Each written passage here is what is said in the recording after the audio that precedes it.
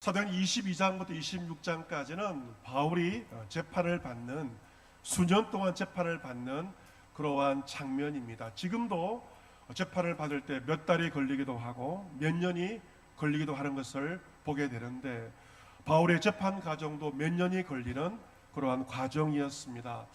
재판이라는 것이 딱딱합니다. 이 강해 설교를 하면서 여러분께서 또 이 재판의 과정 말씀을 듣는 게 쉽지 않았을 것인데, 마침내 재판이 끝이 나게 되고 로마로 사도 바울의 압송이 되게 됩니다. 그는 재판 과정을 통해서 죄가 없음이 입증되었습니다. 하지만 사도 바울은 로마 황제 과이사에게 재판받기를 원하기 때문에 로마에서 가서도 복음을 전하리라 마음을 먹었기 때문에 죄가 없음에도 불구하고 사도 바울은 이탈리아 로마까지 가게 됩니다. 목적지는 이탈리아 로마입니다.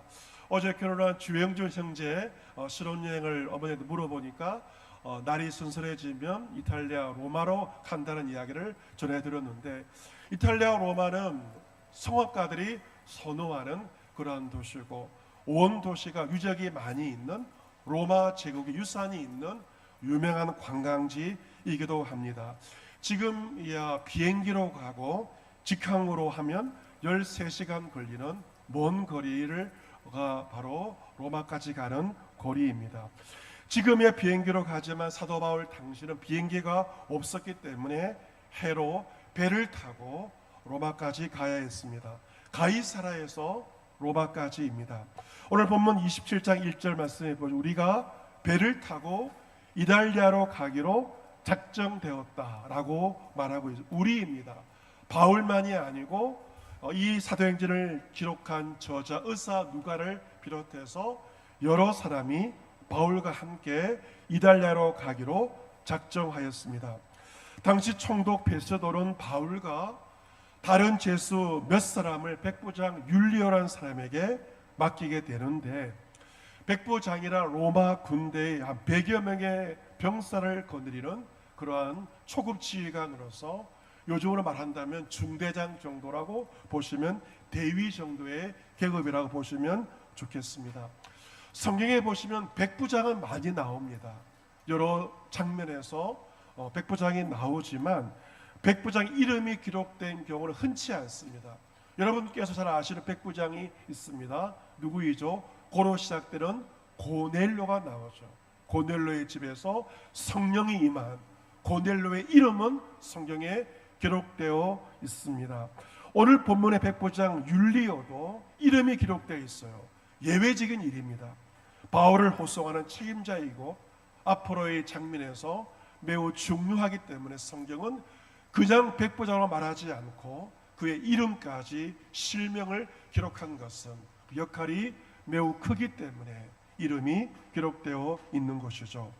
본문 2절 말씀 보시면 바울 일행이 탄 배 이름이 나옵니다.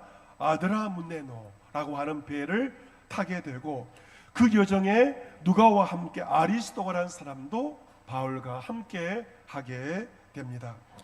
이튿날 배는 시돈에 도착을 하게 되는데요, 도착하고 나서 백부장 율리오는 바울을 친절하게 대해 주었고 친구들에게 가서 대접받는 것을 허락해 주기도 하였습니다.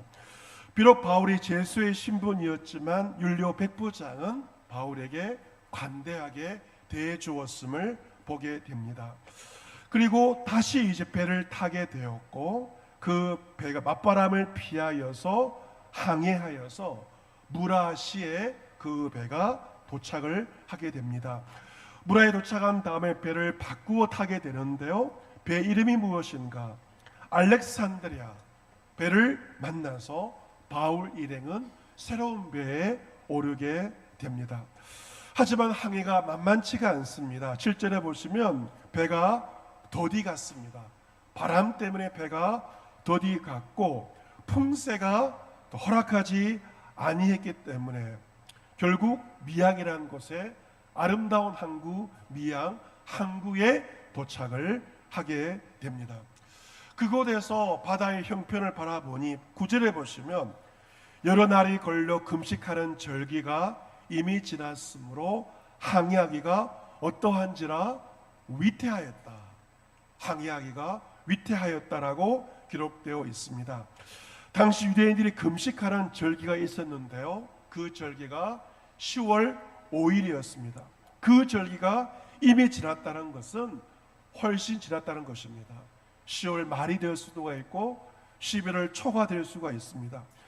그러한 시기는 가을이 지나서 늦가을이 되어버린 것입니다. 여러분, 바다에 사신 분들은 아시겠지만 이 바다는, 겨울 바다는 얼마나 거칩니까?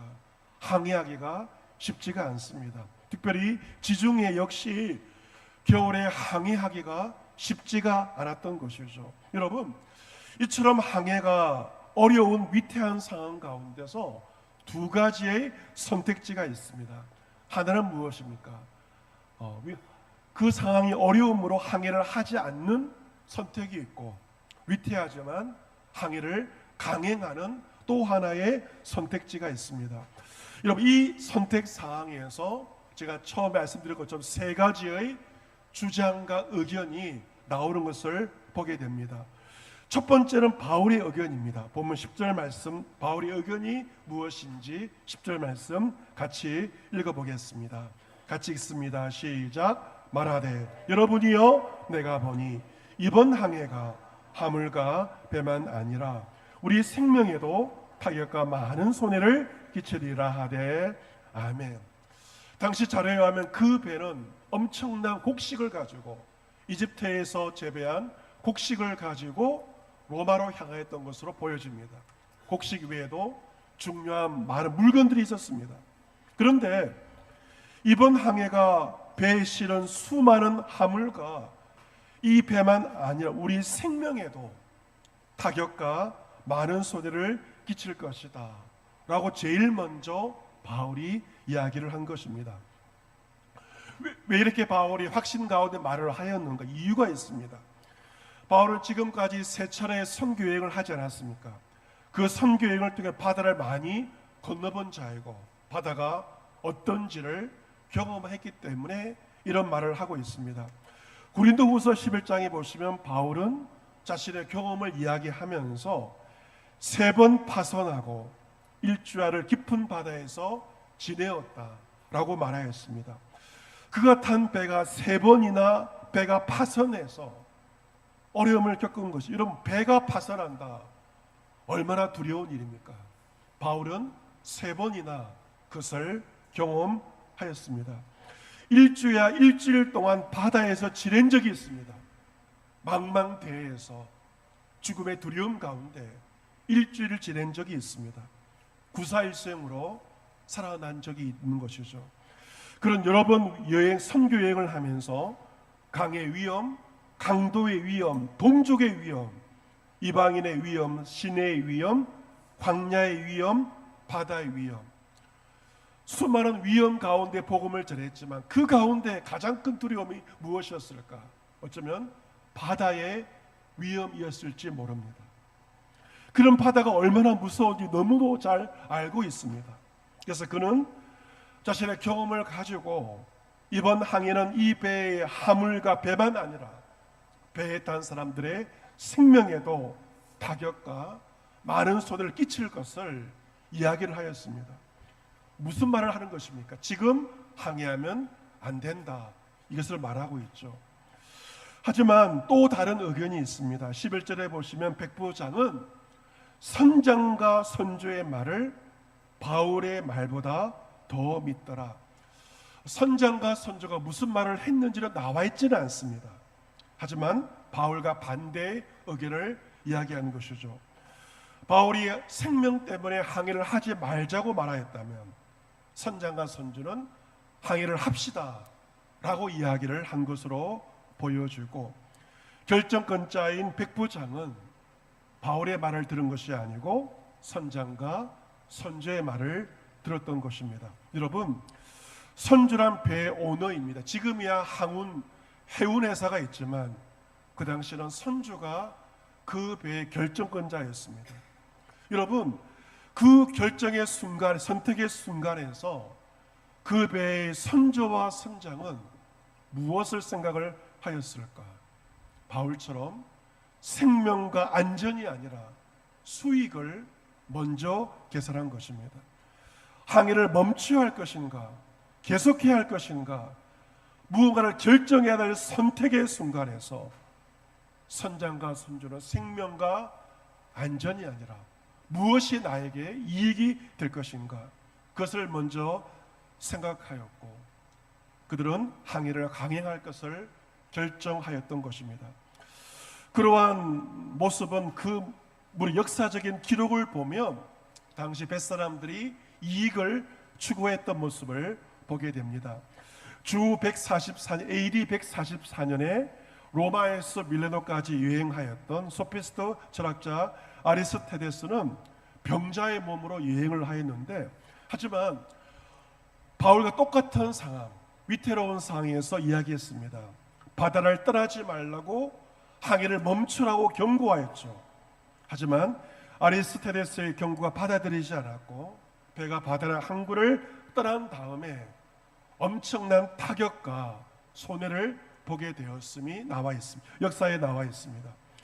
또한 키케로라는 사람은 친구 티로에게 이런 말을 하기도 하였습니다. 나는 그대가 바다를 여행할 때 경솔하게 행동하지 말라고 다시 한번 권하네. 나는 선원들이 유익을 챙기기 위해 너무 서두르는 것을 보았네. 내 사랑하는 티로요, 조심하게. 그대가 건너가야 할 바다는 넓고도 위험하네. 할 수 있거든 메니시니우스와 함께 오도록 하게. 그런 여행하는데 조심성이 많은 사람이네. 그와 함께 오지 않는다면 선장에게 영향력을 끼칠 수 있는 지위가 있는 사람과 함께 와야만 당신이 안전하게 바다를 건너갈 수 있다네. 그 당시에 바다를 건넌다는 것은 굉장히 위험한 일이었고 선원들의 유익을 챙기기 위해서 서두르곤 하였다는 것입니다. 이러한 기록들을 볼 때 당시의 선원들은, 선장과 선주는 수익을 위해서 성급한 결정을 내리곤 하였습니다. 바울이 탐배의 선장과 선주도 결정의 순간 생명이 아니라 수익을 먼저 생각하였을 것입니다. 또 하나 세 번째 의견이 본문 12절에 나와 있습니다. 본문 12절 말씀 보시면 그 항구가 겨울을 지내기에 불편함으로, 미양 항구가 겨울을 지내기에 불편함으로 거기서 떠나 아무쪼록 베닉스에 가서 겨울을 지내자 하는 자가 더 많았다. 첫 번째 의견은 바울의 의견, 두 번째는 선장과 선주의 의견, 세 번째는 배에 탄 사람들의 의견은 무엇이었습니까?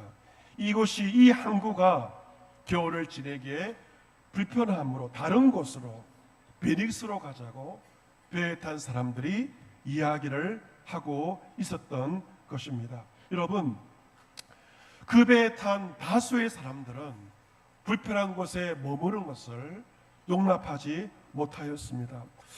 지금 여름 수련회 시즌을 보내고 있습니다. 우리 교회학교도 여름 수련회 시즌을 보내고 있는데, 자, 교육지도사 때 수련회가 가장 큰 교회학교 여름의 사역입니다. 그때는 지금 좀 시설이 좋은 것보다는 또 시골에 있는 교회, 바닷가에 있는 교회에서 성경학교 사역을 하곤 했습니다. 벌레도 있고 화장실도 어렵고 그런 곳 아니겠습니까? 그러면 교사들과 학생들 중에서는 수련회 기간 내내 화장실을 한 번도 가지 않는 이들이 있습니다. 왜냐하면 수술식이 아니고 재래식 화장실이기 때문에 아예 화장실에 갈 생각도 하지 않고 며칠 동안 그냥 대변을 참는 그러한 경우도 보곤 하였습니다. 여러분, 불편함을 참지 못하는 거죠. 편리함을 추구한다는 것입니다. 그 당시 배에 탄 대다수의 사람들도 추운 날씨에 불편한 미양보다는 생활 여건이 좋은 베닉스에 가자라고 이야기를 하였던 것입니다. 여러분, 바울이 그 결정의 순간 추구한 것이 사람들의 생명, 사람들의 안전이었다면 선장과 선주는 수익을 원하였고 배에 탄 사람들은 편리함을 추구하였던 것이죠. 그들이 요구하였던 수익과 편리함은 2000년 전 사람들만 원한 것이 아니죠. 이 시대의 사람들은 더 많은 편리함과 더 많은 수익을 원하면서 살고 있고, 보통 때는 그렇지 않지. 위태로운 상황에 당면하면 무언가를 결정할 때 생명보다는, 그리고 안전보다는 자신의 이익과 편리함을 추구한다는 것입니다. 하지만 하나님의 사람 바울의 가치는 무엇이었습니까? 사람들의 생명이었고 안전이었지만, 바울의 말은 다른 사람들에 의해서 묵살되고 말았던 것입니다. 여러분, 이 시대를 살아가면서 우리가 주의 백성으로 살아간다면 우리가 추구해야 할 가치가 무엇인가? 그것은 생명입니다. 설사 나에게 손실이 발생하고 그로 말미암아 내가 불편하다 하더라도 우리는 생명의 타격과 손해를 끼치는 그러한 일은 하지 말아야 한다고 바울처럼 말할 수 있어야 합니다. 물론 기업은 수익을 최고의 가치로 여기고 모든 것을 결정할 것입니다. 하지만 세상이 그렇다 할지라도 하나님의 나라는 생명의 가치가 존중되는 것이며, 하나님 나라의 샘플인 교회 역시 생명의 가치를 가장 중요한 가치로 여길 수 있어야 합니다. 지난주 새벽 기도회를 마치고 나서 교인들과 함께 두동에 있는 주말 농장에 다녀왔습니다. 요즘 얼마나 남부지방에 가뭄이 심한지 모르고 농부들의 마음이 타들어가고 있습니다. 다행히도 두동 주말 농장의 옥수수 농사가 잘 된 것을 보게 되었고, 농약을 치지 않고 친환경으로 옥수수 농사를 하고 있는데, 섬기시는 장로님, 권사님이 수고하셔서 농사가 잘 된 것을 보게 되었습니다. 수고하시는 권사님은 이렇게 말씀하십니다. 생명체가 자라는 것을 보는 것이 너무도 기쁘다고 합니다. 여러분, 벌레와 함께 떼약볕에서 농사를 짓는 것은 수고로운 일이지만 생명이 자라는 그 기쁨 때문에 그 일을 하고 계시는 것이죠. 저는 자라는 기쁨은 보지 못하였지만 잘 자라서 열매를 보게 되었고, 열매를 따는 그 기쁨이 얼마나 큰지를 체험하게 되었습니다. 어제 성도들이 옥수수 껍질을 다 까게 되었고, 오늘 아침에 정성을 다해 삶아서 여러분께서 오늘 맛있는 옥수수를 드실 수가 있을 것입니다. 그 음식이 사람의 입에 들어가는 것이 얼마나 많은 과정과 수고가 필요로 한지 모릅니다. 하지만 이 모든 일이 힘든 일이죠. 불편한 일이죠. 하지만 그것은 너무도 귀하고 너무도 감사한 일이라고 말할 수가 있습니다. 여러분께서 세상을 살아가시면서 무언가를 결정할 때 어떤 기준을 가지고 결정하십니까? 생명의 관점을 가지고 결정하십니까? 아니면 계산하시고 돈의 가치관을 가지고 결정하십니까? 무엇이 편리한가 불편한가 그것을 가지고 결정하지는 않습니까? 제가 아는 목사님이 계시는데요, 그 목사님은 형제가 아들만 3형제 중에서 맏아들입니다. 둘째 동생은 판사이고 셋째 동생은 대기업 임원이라고 합니다. 그 어머니께서 보통 때는 맏아들 목사님을 그렇게 인정한다고 합니다. 주의 종이라고 인정하고 목사님 그렇게 인정을 한다고 합니다. 하지만 그 어머니가 무언가를 중요한 것들을, 재산을 처벌하거나 중요한 것을 결정할 때는 맏아들의 말을 듣는 게 아니고 둘째와 셋째의 말을 들어보고 결정한다는 것이죠. 그래서 맏아들 목사님은 결정적인 순간에 소외가 된다는 것이죠. 평소에는 맏아들을 인정하지만 중요한 결정의 사항에는 목사의 맏아들의 말이 아니라 세상의 경험이 더 풍성한 다른 아들들의 말을 듣는 어머니의 모습이, 비단 그 어머니의 말의 모습이 여러분도 마찬가지죠. 평소에 신앙생활을 한다고 하지만 결정적으로 중요한 선택의 순간에 여러분은 믿음이 아니고 생명이 아니고 세상 사람들처럼 수익을 결정하고 편리함을 추구하는 그러한 선택을 하지는 않습니까? 하지만 주님의 백성들은 사도 바울처럼 위태로운 상황과 결정해야만 그 상황에서 수익과 편리함이 아니라 생명의 가치를 따르는 자들이 하나님의 백성입니다. 작년 우리나라 합계 출산율은 0.8명으로 집계되었는데요. 2023년도에 0.72명, 24년도에 0.75명에 이어서 비록 작년에는 0.8명까지 미세하게 올라가고 있습니다. 조금씩 상승세를 보이고 있지만 여전히 평균 자녀 수 1명에도 미치지 못하는 인구 소멸의 길을 우리나라가 걷고 있습니다. 이러한 세태 가운데 생명의 주권 하나님께 있다는 믿음으로서 올해 8번째 자녀를 품은 가정 이야기를 듣게 되었습니다. 경기도 일산에 있는 40대 백집사 가정의 이야기인데요. 현재가 7남매이고 12월 출산을 앞둔 막내 아들, 이름도 지었다고 합니다. 정원이 8남매를 이제 소망하고 있습니다. 그 가정에서 자녀를 키우는 기준은 세상과 전혀 다릅니다. 요즘에는 한두 명의 자녀에게 올인하고 모든 걸 투자하고 정성을 들이는 세태 속에서 아버지는 오히려 적당한 결핍의 유익을 강조합니다.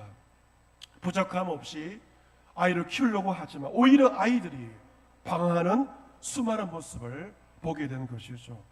적당한 결핍과 책임감은 아이들을 성숙한 인격적으로 자라게 하는 최고의 교육 재료라고 아버지는 생각을 하고 있고, 말씀대로 사는 것이 진짜 행복이라고 여기고 있습니다. 그 가정은 생명의 가치를 수익과 편리함보다 더 귀하게 여깁니다.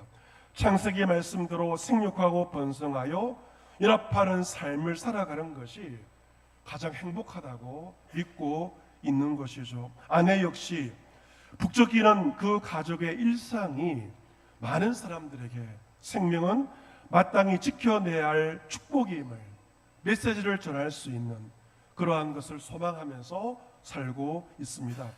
그가 섬기는 교회에는 몇 해 전에 교회에서 결혼과 출산 장려위원회를 만들었고 백집사가 그 위원회에서 활동을 하고 있는데, 교회는 생명을 또 더 많이 낳게 하기 위해서 첫째를 낳을 경우 100만 원을 지급하고 넷째 출산 시에 최대 2천만 원의 출산 지원금을 지급하면서 생명의 축복이 교회 가운데 넘치기를 기대하고 있습니다.